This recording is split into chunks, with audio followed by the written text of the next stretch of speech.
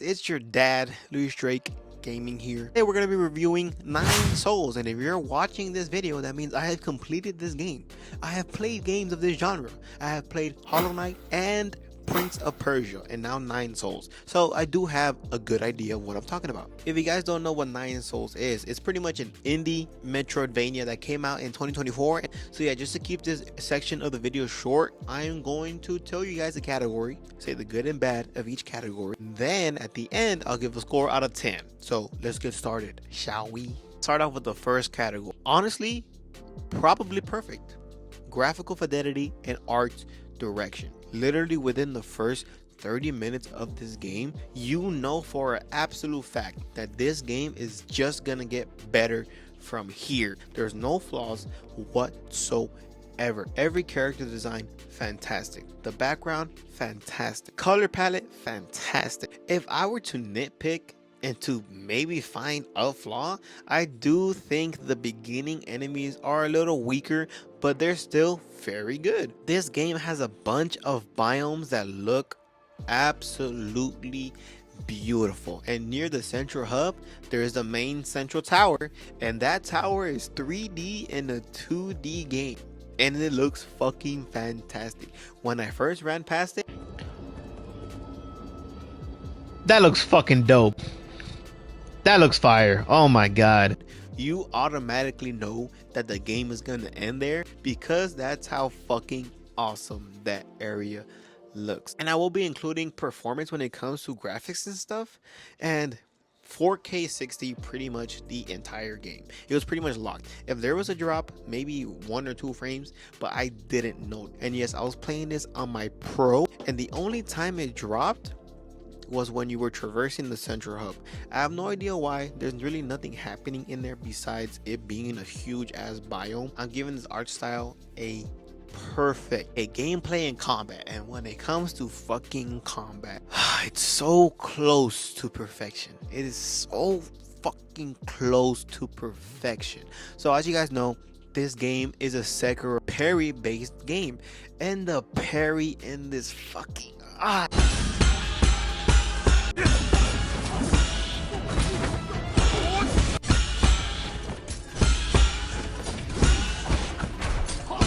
fucking beautiful. So there's a parry, a charged parry, there's your regular square attack, and then there's your bow and arrow, and then there's this charged square.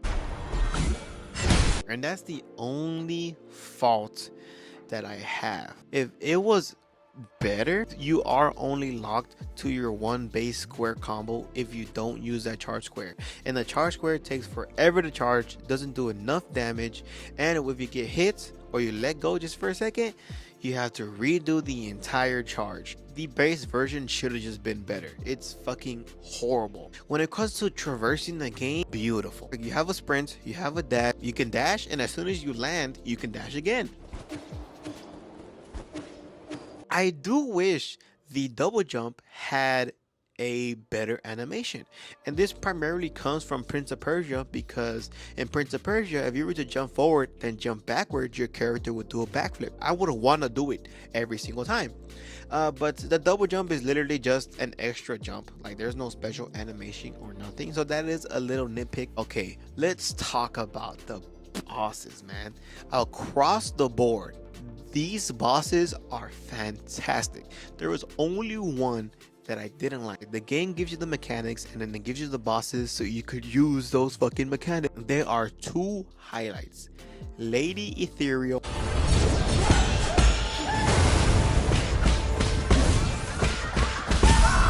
and Egon.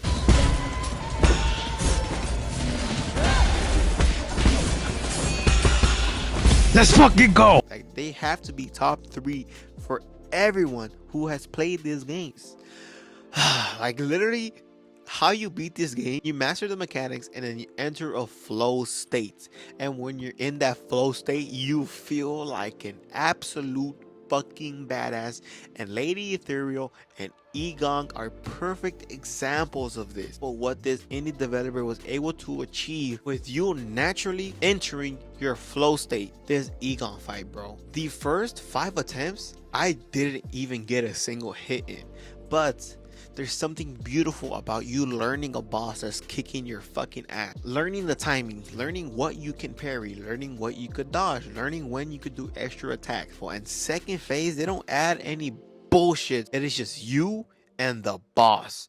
The boss just gets better second phase, so you must get better. But when it comes to the gameplay in general, I'm talking specifically in boss fights, I do wish there was like a visceral attack like in the From Software games, because once you master these bosses and you make a mistake in the final minute of the boss fight and you die, you have to go through the entire first phase again. And since there's no visceral attack, so you could do big damage, you're pretty much just spamming your square and you just gotta wait.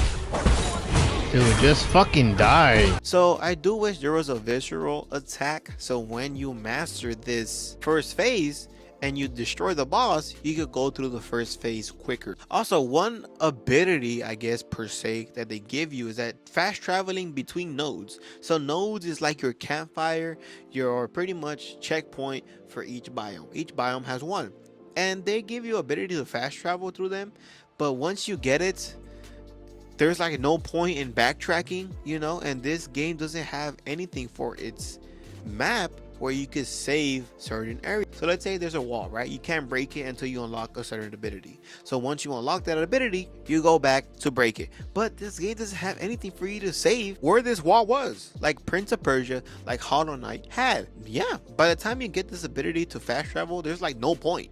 There's no point to use it. So I don't know why it wasn't just part of the game. They just make it part of the game. There's absolutely no reason why this wasn't part of the game in the beginning. The talisman. This mechanic is fucking perfect. I honestly believe it's perfect. Pretty much what the talisman does, every single time you get a parry, you get a talisman charge. And if you press L1, you'll be able to attach a talisman on an enemy and it'll explode on them, doing every single eternal damage that you have given them. The animation for this talisman attack, perfect. It makes you feel like an absolute badass every single fucking time you do it. Okay, when it comes to sound design and soundtrack, I do have one major issue with the soundtrack, but when it comes to sound design, perfect. The sound when you parry, the sound when you do a charged parry, the sound of your bow and arrow, the sound of your talisman, the sound when you're hitting enemies, the sounds the enemies make, the red attack, shatter crate. Perfect sound design, soundtrack. So the music that plays during bosses, great.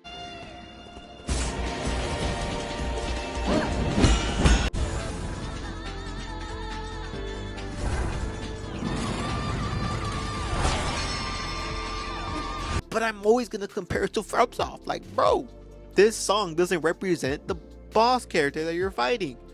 I know it's not necessary, but I was spoiled from that game. But across the board, the music is great. Also, the music that you get when talking to NPCs, great. They're catchy as fuck. Called him a fucking monkey. But the main issue, which I think is huge for this game, it doesn't have a theme song. Well, technically it does, but it's just a fluke. There's nothing memorable about it. If I were to ask you, what is the main theme of Nine Souls, I sincerely doubt that you're not going to be able to give it to me. There is no soundtrack that truly identifies this game. So that is a huge point for me. There are melodies for games, let's say God of War, Uncharted,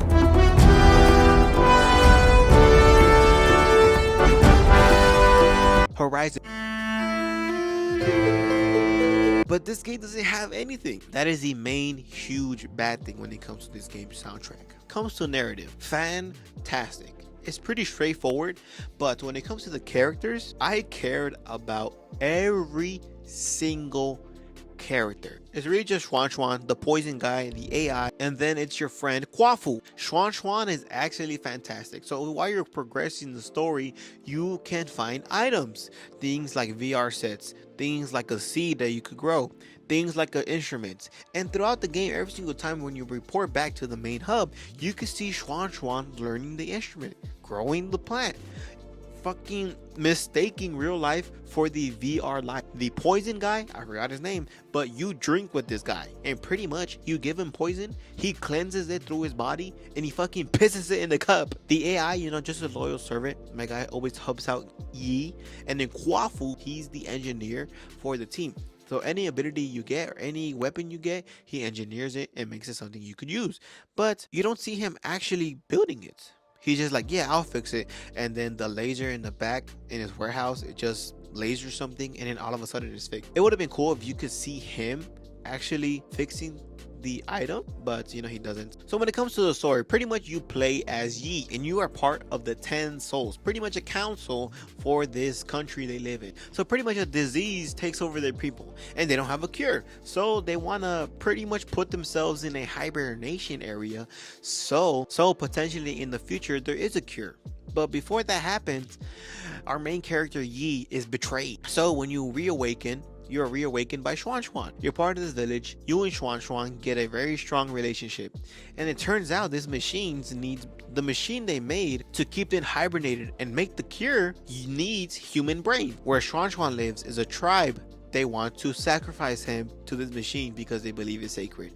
So when my boy Xuan, they were gonna kill him, the machine was gonna kill him, Yi stops it and starts his revenge tale. He's gonna take revenge on who betrayed him and then complete his final goal.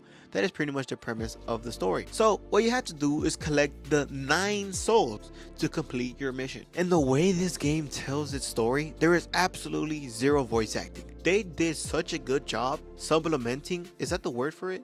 For voice acting, by using those grunts, and they use comic book like storytelling. So whenever a cool action happens, they will tell it in a version of a comic book. They're great. It's a very unique way to tell a story for a Metroidvania. I don't think I've ever seen that before, but they did such a great job. And every single boss gets backstory. There is a very minor issue. I do wish you get the backstory before you kill the boss, but in this game you get the backstory after. But it is still very effective because this game gets dark as fuck. It's very depressing, not gonna lie.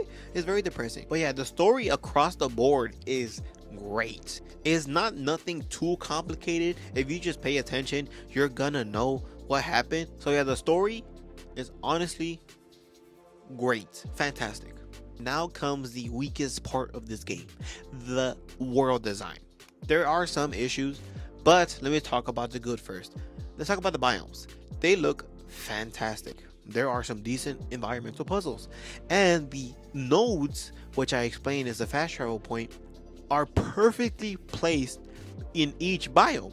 Each biome only has one, and I never felt, even when exploring, that it was too far away or too tedious of a run to the boss fights. But that's pretty much where it ends. Obviously, the world design isn't bad, it's good overall, but there's nothing special about it. First of all, minor thing, some of these biomes are just fucking huge. Like, they're huge, and once you've completed them, once you have nowhere else to go, you pretty much have to run through them. For example, the central hub, this area's fucking huge. Make it smaller, please. When it comes to like certain bridges you unlock to connect certain biomes, I don't have an issue with that. I have no issue. Obviously, before you had to make the whole ass run before, but then these biomes, some of them are just fucking huge for no reason. They have a bunch of pathways that lead absolutely nowhere. This world design has like absolutely very little secrets, and I am not one to explore like every single nook and cranny, but I did have a friend that added evidence and I agree with him. Yeah, this game doesn't have like any special thing about it. Also, this comparison I'm gonna make comes from Prince of Persia. The platforming is very minimal. Platforming challenges last around 15 seconds, or they are so slow and long where like all you really have to do is just wait. It's so brain dead easy. But when it comes to Prince of Persia, that shit was fucking crazy. Like literally some biomes in that area in that game would just be platforming, and it was fucking fantastic. So when it comes to this game, it was very underwhelming, right? Because this game has great movements, but you could tell that developers didn't exactly focus on that. I am not gonna give them like any slack just because it wasn't their focus. And like it felt like there was nothing in this world. There was just a occasional side boss, which is reused, or a crate with coins. That's pretty much it. So yeah, that is the weakest parts of this game. When you combine everything, I believe Nine Souls is a solid 9 out of 10 game. This game is truly fantastic. Red Candle, the developer, went absolutely crazy. Let's just say Red Candle is on my fucking radar. And their next game, 100% is in my wish list. And I am pre-ordering this game. This developer, such a great fucking job they did. For my next game, it's going to be Little Nightmares. But since it did take me a while to do this video, I have already completed it. The only thing I have left is the DLC. So what I'll be playing right after that is the Monster Hunter beta. It is released and is available until the 12th or the 13th. So I will be playing that. So if you guys want to watch me live, you guys want to watch my YouTube videos, subscribe to Luis Drake Gaming. I'm your dad. And if you like this video, like. If you didn't, comment what was trash. And yeah, goodbye.